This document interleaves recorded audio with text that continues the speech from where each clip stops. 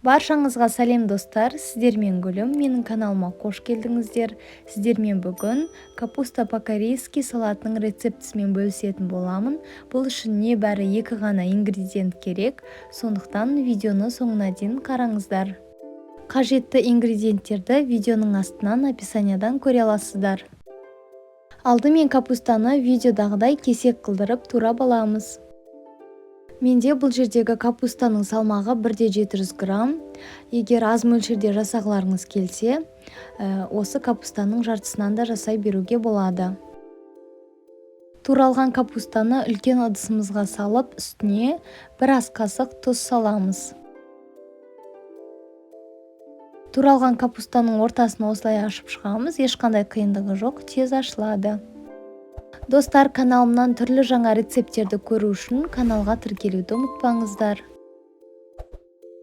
Барлығын ашып болғаннан кейін видеодағыдай сәл араластырып, жарты сағатқа қойып қоямыз.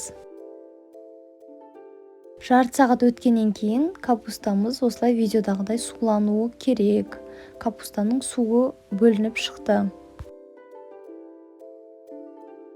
Сәбізді үккіштен өткізіп, осы капустаның үстіне салып, екеуін жақсылап араластырып аламыз.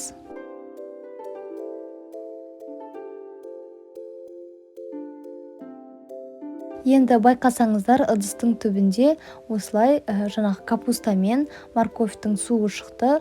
Бұл суды міндетті түрде төгіп тастаймыз.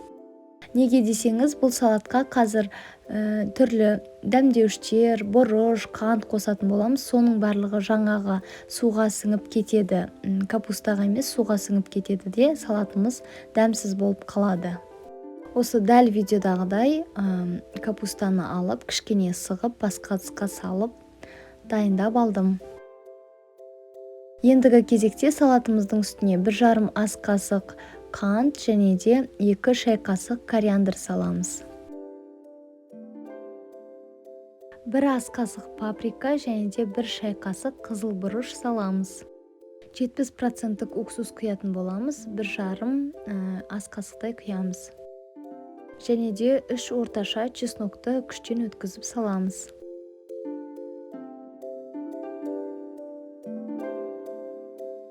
Салатқа әдемі түс әрі дәм беру үшін 1 шай қасық куркума салып, артынан қызған майды құямыз. Салатымызды алдымен қасықпен араластырып аламыз. Май ыстық болғаннан кейін артынан қолымызбен жақсылап барлығын араластырамыз.